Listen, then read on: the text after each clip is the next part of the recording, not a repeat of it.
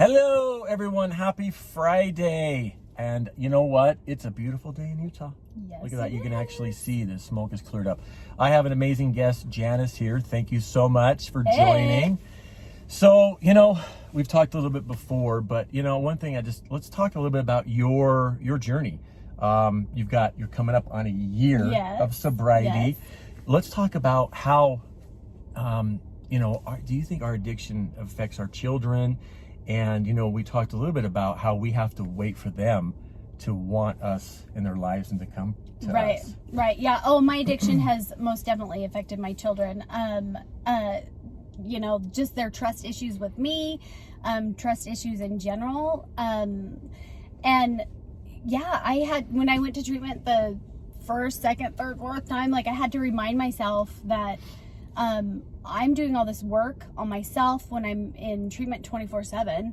And I had to remind myself that they're not answering the phone when I call at night because they're still healing and they're not getting the same kind of therapy that I'm getting 24/7. And so, that's been an adjustment. I mean, things are definitely better with my kids, but yeah, it's been an adjustment. And it takes time, and we just have to make sure we're there when they're ready. I've mentioned this before, but with my son, and I think this maybe with just everybody in general, when we get sober and we start feeling better, we want to get those relationships back, right? Right. But it's not about us, right? It's about timing. So, it used to always be about me. I'm better. Come back. Let's be friends. Or, I love you. Let's move on. And that person, we have done a lot of damage, and they might be, I'm not ready yet.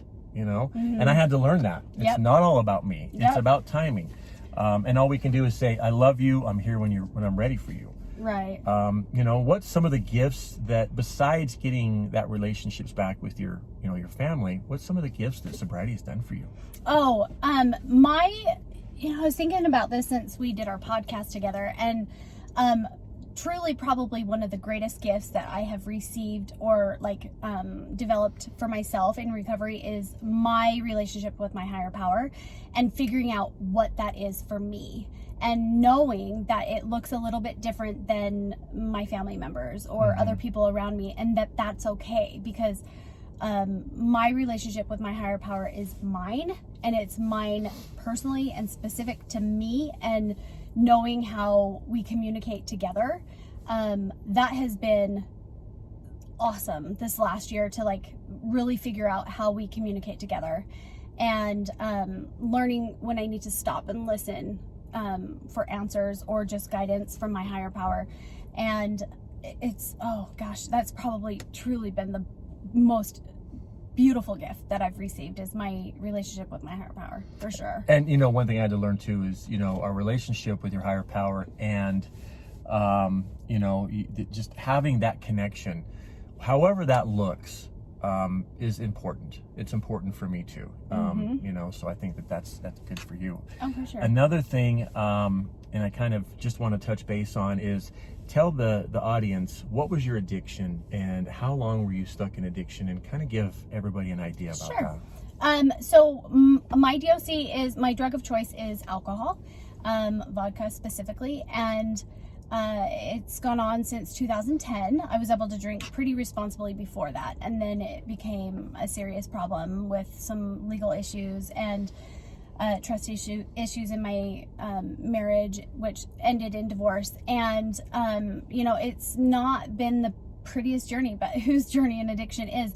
But I am so grateful for it today. I was thinking about it just this morning. I'm so grateful for my addiction, because if I didn't have alcoholism, if I wasn't in recovery today, I wouldn't know Travis, I wouldn't know a lot of the people in my life. And so as ugly as addiction is, when you're in recovery, it's just as beautiful. So they always say you can't have beauty without ugly, or light without dark.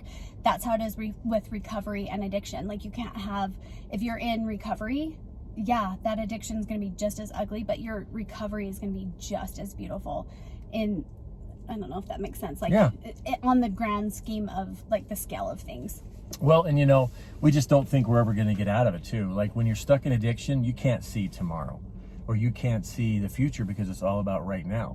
So when you get into recovery, it has to be all about right now. You can't live in the past. Don't live in the future. I'm a future tripper. Oh, me I'm too. always thinking about the next thing and this and that. And me too. I have to learn to just, like we were just talking, our lives are amazing right now. Enjoy the moment. And, we get to help others in our professions and share our journey and our hope and strength. And that's important to me. Me too. It's a big deal. For sure, yeah. What's the last message you would like to leave the audience today?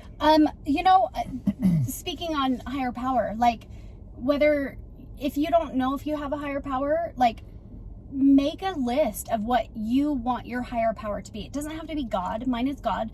Make a list. What characteristics or things that you want your higher power to be for you. Make that list and then start looking for that in your life every day. I have friends that their higher power is the moon, nature, whatever it is, a tree, like whatever it is, you need to have a higher power that you can turn to and like give everything to, including your willingness. And so definitely seek out what your higher power is for you.